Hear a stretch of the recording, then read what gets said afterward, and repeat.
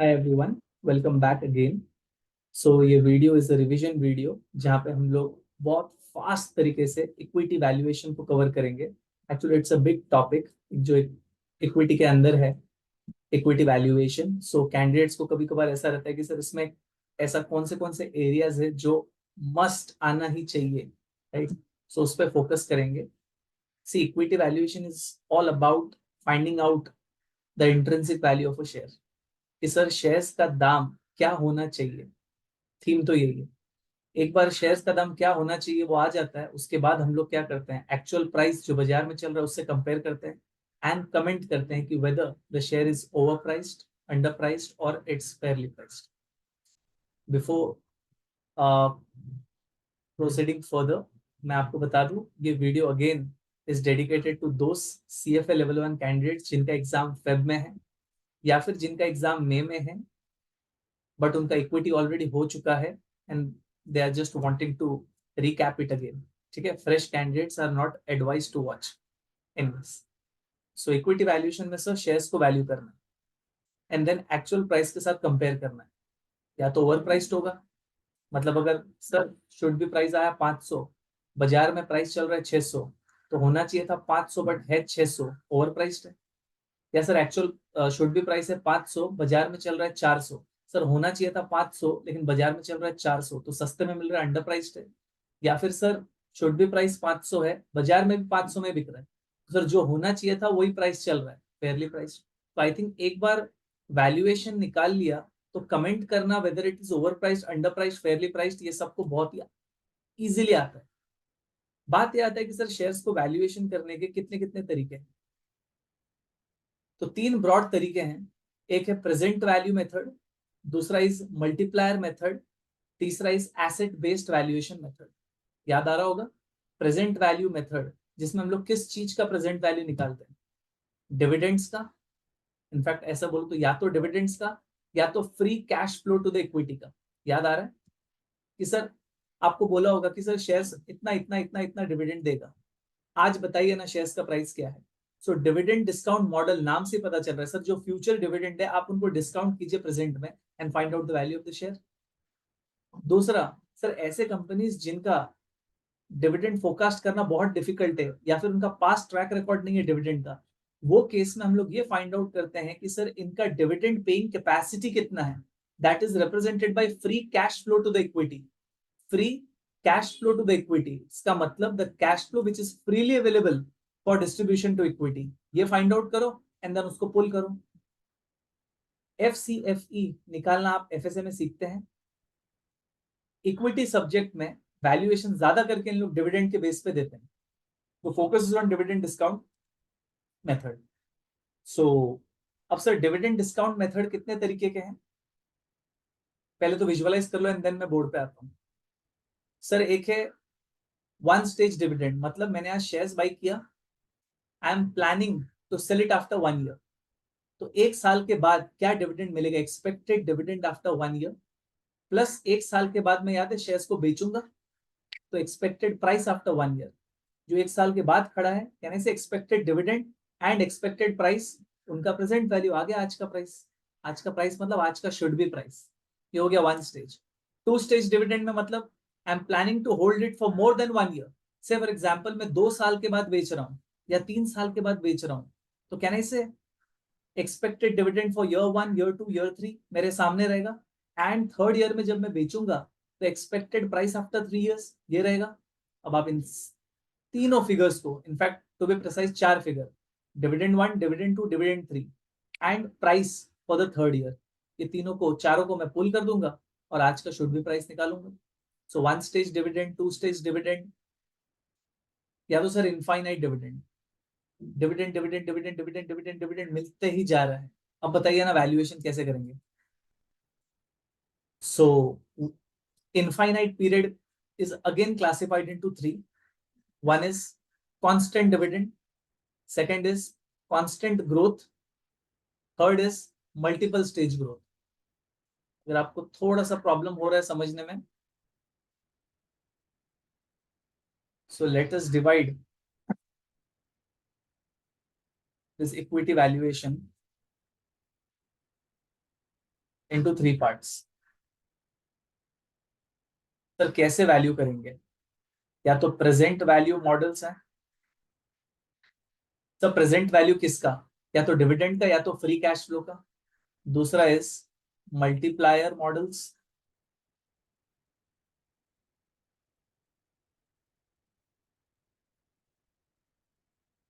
And तीसरा is asset based valuation model.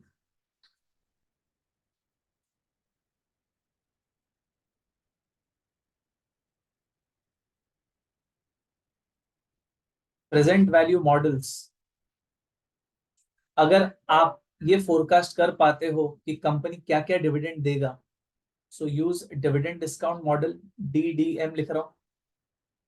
लेकिन आप ये फोरकास्ट नहीं कर पा रहे हैं, या फिर उस कंपनी का past track record of dividend है नहीं, क्योंकि आप फोरकास्ट डिविडेंड कब कर पाओगे? अगर आपको पता है ये कंपनी ने पास्ट में क्या क्या डिविडेंड दिया है, उसके बेसिस पे तो आगे का फोरकास्टिंग पॉसिबल है ना। लेकिन अगर कोई ऐसा कंपनी है जिसका पास्ट ट्रैक रिकॉर्ड नहीं है, तो सर उसके केस में फ्यूचर में वो क्या क्या डिविडेंड देगा, it is very very difficult to forecast. तो हम लोग बोलते हैं कि यार then don't value such company using DDM, value such company by pulling free cash flow to the equity. ये हो गया FCF, free cash flow to the equity. अभी free cash flow to the equity पे ज्यादा focus नहीं करेंगे, dividend discount model पे ही focus करेंगे। तो सर डिविडेंड डिस्काउंट मॉडल में हम करते क्या है? कुछ नहीं सर, फ्यूचर डिविडेंड्स को पुल करते हैं। तो अगर DDM को मेरे को क्लासिफाई करना होगा, तो या तो 1 स्टेज,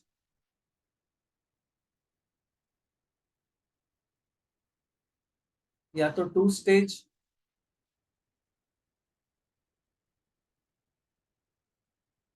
या तो इनफाइनाइट पीरियड DDM। 1 स्टेज में क्या होता है? Sir we plan to sell the share after 1 year. तो 1 साल के बाद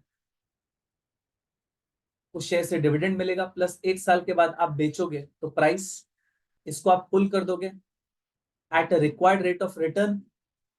आपको उस शेयर से कितना कमाना है, that is required rate of return, आप उसी से तो पुल करोगे। अब फेब कैंडिडेट्स को मेरे को स्ट्रेस करने का जरूरत नहीं है कि रिक्वायर्ड रेट ऑफ रिटर्न क्या होता है। तो ये क्या हो गया? 2 stage dividend. Suppose sir we plan to sell it after 3 years, after 2 years, मतलब 1 साल के अलावा छोड़ के, या तो मैं 2 साल में बेचूंगा, या तो 3 साल में बेचूंगा, या फिर वॉट एवर मैं 4 साल के बाद बेचूंगा। Suppose we plan to sell it after 2 years, तो आपको ये देखना है कि यार आपके आंख के सामने क्या क्या कैश फ्लो है, आपको उसी को तो पुल करना है। तो अगर आप 2 साल के बाद बेचोगे तो कहने से D1 है, D2 है, और दूसरे साल के एंड में P2 भी है, प्राइस आफ्टर 2 years। पहले साल के कैश फ्लो को, दैट इज डिविडेंड को, आप पुल करोगे 1 + RE⁻1। दूसरा साल का cash flow which is dividend for the second year and price at the end of year 2, उसको आप पुल करोगे again required rate of return से 2 साल पहले, और ये आ जाएगा आपका क्या? Price, intrinsic value. ये भी intrinsic value. Infinite period sir, infinite period.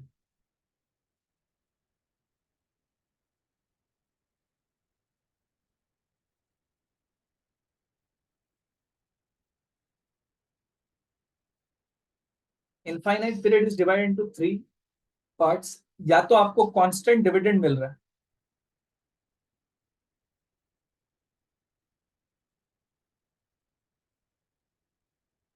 Question आपको क्लियरली बोल देगा कि आपने एक स्टॉक को बाई किया, वो स्टॉक आपको 10 रुपए का डिविडेंड देगा जिंदगी भर। 10 10 10 10 10 10 10 10। बताइए ना, इस शेयर का शुड बी प्राइस क्या होना चाहिए? तो फॉर्मूला इसका बन जाता है IV0 is nothing but A/I। याद आ रहा है कुछ?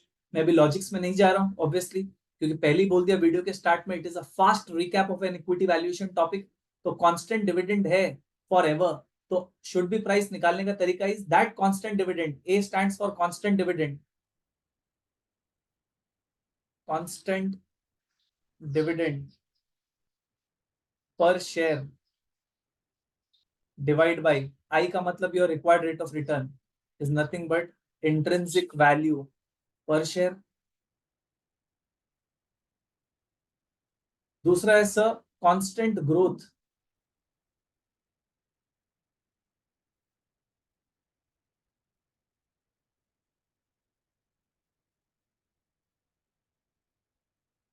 क्वेश्चन आपको ऐसा प्रेजेंट करेगा कि if you buy a stock today, आपको डिविडेंड्स मिलेगा नेक्स्ट ईयर से 10 रुपया पर शेयर। या फिर ऐसे बोल देंगे if you buy a stock today, आपका डिविडेंड्स एवरी ईयर 5% से ग्रो करेगा फॉर एवर। पहले साल का जो डिविडेंड मिला, नेक्स्ट ईयर विल बी पहले साल का plus 5%, third year would be second year का डिविडेंड प्लस 5%, फोर्थ ईयर का dividend would be third year का डिविडेंड प्लस 5%। ऐसे करके every year 5%, 5%, 5%, 5%, 5%, 5%, 5% for ever growth है। तो इसको कहते हैं कॉन्स्टेंट ग्रोथ फॉर एवर। ठीक है, वो केस में आप बताइए ना, आप शेयर को कैसे वैल्यू करोगे। तो क्वेश्चन आपको इनफ हिंट्स दे देगा कि whether it's a constant dividend amount का बात हो रहा है कि कांस्टेंट ग्रोथ फॉर एवर का बात हो रहा है। राइट, कांस्टेंट ग्रोथ में क्लियरली बोल देगा कि sir dividends are expected to grow at a rate of 5% per annum for ever. तो वो केस में फॉर्मूला बन जाता है इंट्रिंसिक वैल्यू का, dividend for the next year divide by r e minus ji.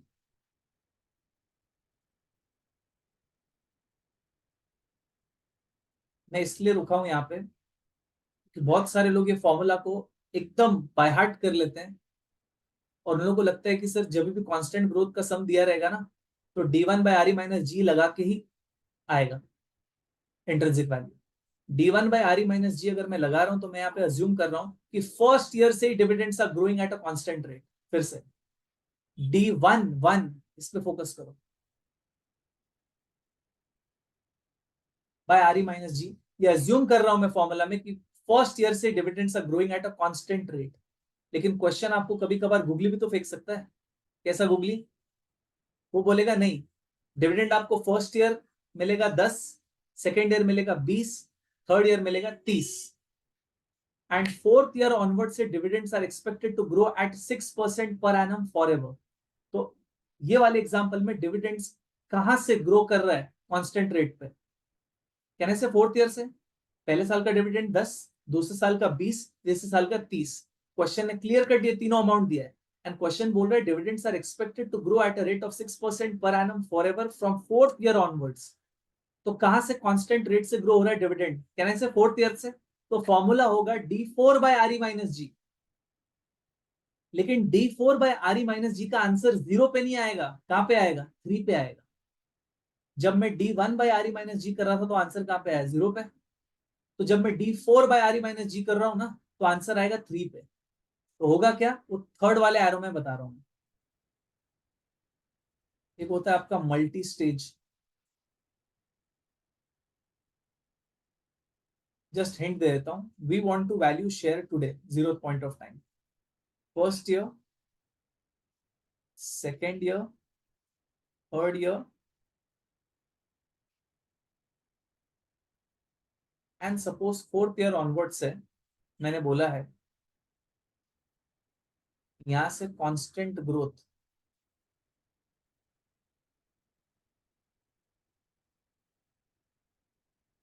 Of 6% per annum for ever.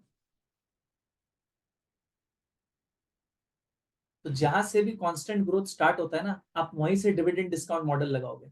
तो इसको value कैसे करेंगे सर अगर ऐसा क्वेश्चन दिया है? तो मन से बोल रहा हूँ, first year dividend 10, second year 20, third year 30। तो सबसे पहले जो भी फोर्थ ईयर का डिविडेंड रहेगा ना, फोर्थ ईयर का कितना होगा? 30 × 1.06, क्योंकि मैंने क्लियर कट बोला है फोर्थ ईयर से 6% पर एनम होगा, राइट। डिवाइड बाय d4, ये आपका d4 है, डिवाइड बाय re - g। तो जो आपको आंसर आएगा ना, वो p3 पे आएगा। अब बस आपका नॉर्मल सम बन गया। आप कैश फ्लो मोड में इसको डाल दोगे कैश फ्लो 1 पे, इसको आप डालोगे कैश फ्लो 2 पे, और 30 plus price at the end of third year क्या होना चाहिए, जो कैसे निकला है d4/re - g, वो आप डाल दोगे कैश फ्लो 3 पे। तो cash flow 1, cash flow 2, cash flow 3 आ गया, एंड देन उसके बाद आप पुल करोगे आरई से, आ गया आपका आंसर। तो यहाँ पे फंसने का स्कोप होता है, प्लीज संभालना। अगर कांस्टेंट ग्रोथ बोला है तो प्लीज क्वेश्चन में देखो यार कहां से बोल रहे हैं, अनलेस अदरवाइज स्पेसिफाइड। हाँ यार फर्स्ट ईयर से कांस्टेंट ग्रोथ है, अगर फर्स्ट ईयर से है तो आपका ये formula D1 by RE minus g आप लगा दो।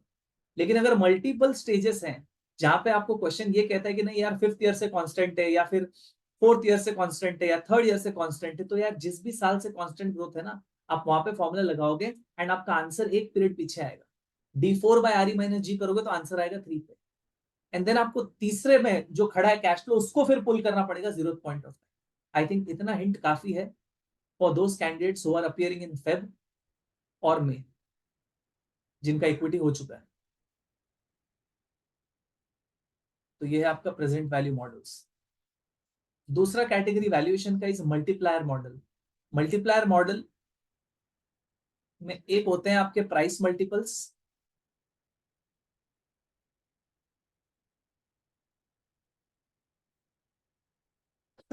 एंड दूसरा is EV enterprise valuation multiplier. Price multiples, चार पॉपुलर रेशियो आपको याद आ रहा होगा, price to earnings ratio, price to sales ratio, price to book value ratio, price to cash flow ratio. अब इसके सम काफी इजी होते हैं, तो ये वाले पार्ट में आपको क्या याद रखना है ना, price to earning, price to sales, price to book, price to cash flow. आपको प्राइस मल्टीपल्स में ये याद रखना है कि यार कब कब price to earning ratio use करना चाहिए, कब कब नहीं करना चाहिए, कब कब प्राइस टू सेल्स को यूज करना चाहिए, कब कब नहीं करना चाहिए। जैसे कि एग्जांपल, प्राइस टू अर्निंग्स, क्या अर्निंग्स नेगेटिव हो सकता है? हाँ हो सकता है। वो केस में आप प्राइस टू अर्निंग्स यूज ही नहीं कर पाओगे, क्योंकि formula is price divide by earning. Earning अगर नेगेटिव है तो प्राइस टू अर्निंग रेशियो तो सर कांट डिफाइंड हो जाएगा। वो केस में sir let's not use price to earning. इस तरीके का बात चीज आपको याद आ रहा होगा, हम ये सारे रेशियोज में करते हैं। और ईवी मल्टीप्लायर में सबसे पहले जानना है sir what do you mean by enterprise valuation. Enterprise valuation में अपन शेयर्स का वैल्यू नहीं करते हैं, अपन पूरा का पूरा एंटिटी का वैल्यू करते हैं, इसलिए तो नाम है एंटरप्राइज। तो सर एंटरप्राइज वैल्यूएशन का फॉर्मूला आपको याद आ रहा होगा, it is market value of equity plus market value of debt plus market value of preference minus cash and short term investments.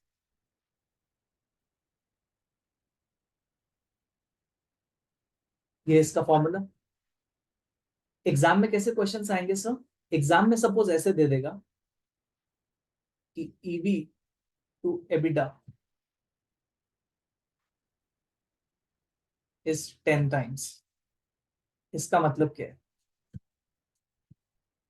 ये क्वेश्चन में दे देगा और आपको बाकी सब डिटेल्स दे देंगे, जैसे कि मार्केट वैल्यू ऑफ डेट दे देगा, मार्केट वैल्यू ऑफ प्रेफरेंसेस दे देगा, cash and short term investments आपको दे देगा, और ईवी टू एबिडा 10 टाइम्स भी दे देगा। एंड देन आपको पूछेगा please find out the value of equity. तो क्या क्या दिया है? ईवी टू एबिडा दे दिया है, मार्केट वैल्यू ऑफ डेट दे दिया है, मार्केट वैल्यू ऑफ प्रेफरेंस दे दिया है, cash and short term investments दे दिया है, एबिडा दे दिया है। एंड आपको पूछेगा please find out market value of equity. क्या नहीं कर सकते क्या? वही कैंडिडेट कर पाएगा जिसको ईबी टू एबिडा का मतलब मालूम है। ईबी टू एबिडा का 10 टाइम्स का मतलब क्या है सर? एबिडा का 10 गुना एंटरप्राइज वैल्यूएशन है, right? EV divide by EBITDA is equal to 10। तो सर एंटरप्राइज वैल्यूएशन क्या होगा? EBITDA into 10। तो यहां से आपको ईवी आ गया। आपको निकालना है मार्केट वैल्यू ऑफ इक्विटी, ये पूछा है, और बाकी सब दे दिया है, market value of debt, market value of preference and cash and short term. तो इक्वेशन में पुट करके प्लस माइनस करके क्या नहीं निकाल सकते क्या मार्केट वैल्यू ऑफ इक्विटी? ऐसे टाइप के सम्स आएंगे आपको ईवी मल्टीप्लायर्स, ठीक है। And last one is asset based valuation model. सबसे इजीएस्ट मेथड है ये, जहां पे हम लोग क्या करते हैं, एसेट बेस्ड वैल्यूएशन में क्या करते हैं sir? Market value market value of all assets minus market value of outside liabilities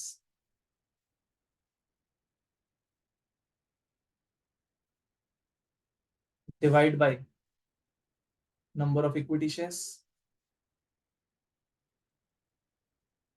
ध्यान रखना, आपको क्वेश्चन में बुक वैल्यू भी दे देगा, मार्केट वैल्यू भी दे देगा, प्लीज मार्केट वैल्यू यूज करना। सर पूरा का पूरा एसेट्स अगर हम बेचते तो मार्केट वैल्यू मिलता, उसमें से जितने भी बाहर के लाइबिलिटीज है उनको चुका देते हैं, जो भी बचेगा वो तो इक्विटी के लिए बचेगा, वही तो किया है इक्वेशन में। Market value of all assets minus market value outside liability divide by number of equity shares. तो इक्विटी वैल्यूएशन को अगर आपको पिक करना है तो आपको प्लीज विजुअलाइज करना पड़ेगा, कर क्या रहे हैं यार, शेयर्स का शुड बी प्राइस निकालना है, कैसे निकालना है, या तो डिविडेंड्स को पुल करके, या तो फ्री कैश फ्लो को पुल करके, या तो सर मेरे को price to sales, price to book, price to cash, ये सब का मल्टीपल दे दिया रहेगा, राइट, एंड देन पूछेगा बताना वैल्यूएशन कितना, या तो एंटरप्राइज वैल्यूएशन मेथड के थ्रू मेरे को पूछेगा बताना इक्विटी का वैल्यू कितना, या तो एसेट बेस्ड वैल्यूएशन के बेसिस पे मेरे को पूछेगा बताना इक्विटी का वैल्यू कितना। पूरा का पूरा फोकस इज ऑन डिविडेंड और डिस्काउंट, कि हम फ्यूचर के डिविडेंड को पुल करते हैं।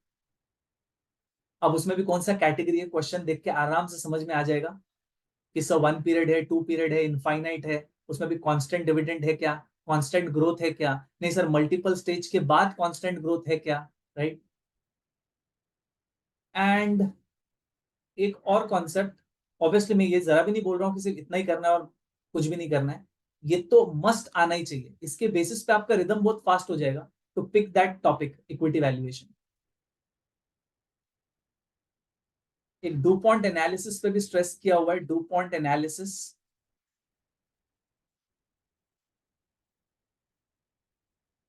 डू पॉइंट एनालिसिस कुछ नहीं है यार, आरओई को अपन पूरा का पूरा तोड़ देते हैं। रिटर्न ऑन इक्विटी का फॉर्मूला क्या है, सब पैट डिवाइड बाय नेटवर्थ, बस इसी को डाइसेक्ट किया हुआ है, राइट। तो आपको स्ट्रेट अवे आरओई नहीं देंगे, क्या पता आरओई जो डाइसेक्ट करके निकलता है वो सब नंबर्स दे देंगे, एंड उसके बेसिस पे आप क्या करोगे, आरओई निकाल लोगे, राइट। जैसे कि पैट बाय नेटवर्थ आरओई है, तो सर इसको डाइसेक्ट करेंगे तो it is PAT by sales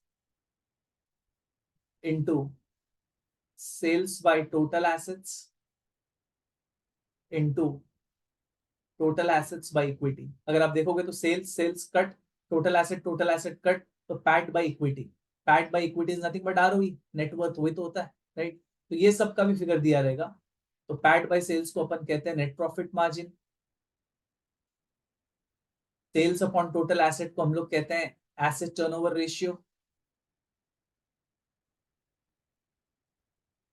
और assets upon equity A by E को हम लोग कहते हैं फाइनेंशियल लेवरेज।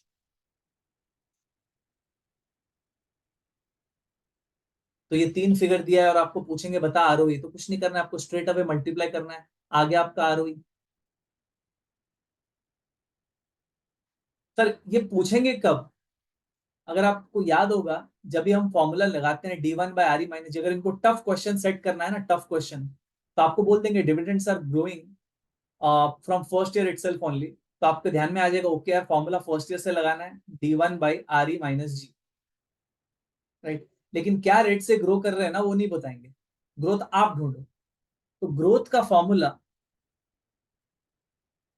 होता है रिटेंशन रेशियो, याद आ रहा है, retention ratio into ROE। Question में क्लियर कट बोल देगा कि सर कंपनी 60% रिटेन करता है एंड 40% डिविडेंड देता है, याद है, 60% रिटेन 40% डिविडेंड, तो रिटेंशन रेशियो क्या हो गया 0.6 या फिर 60% इंटू ROE, डायरेक्टली नहीं देंगे, क्वेश्चन में दिया रहेगा net profit margin, asset turnover ratio, financial leverage, तो आप तीनों को मल्टीप्लाई करोगे तो आपको क्या आएगा, आरओई आ जाएगा। रिटेंशन रेशियो इंटू आरओई करोगे क्या आएगा, ग्रोथ आएगा, एंड ग्रोथ आएगा तो ही जाके तो वैल्यूएशन आएगा। D1/RE-G में अगर जी नहीं है तो वैल्यूएशन निकालोगे कैसे तुम। और what is growth, retention ratio into ROE, what is ROE sir, PAT by net worth, no no sir please dissect it, okay, net profit margin into asset turnover into financial leverage. इस तरीके के question भी set किया जा सकता है, and it's very easy if you know the flow, ठीक है।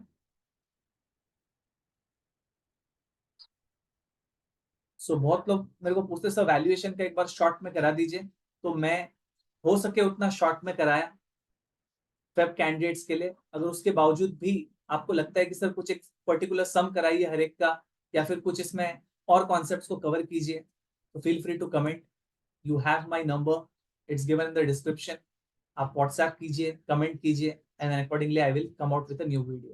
So this was a very, very short and a quick recap of equity valuation topic. Focus is on the valuation, whether on the basis of dividend or on the basis of free cash flow or on the basis of enterprise valuation or on the basis of asset based valuation. Okay, so I'm concluding this video here. See you again very soon. Thank you.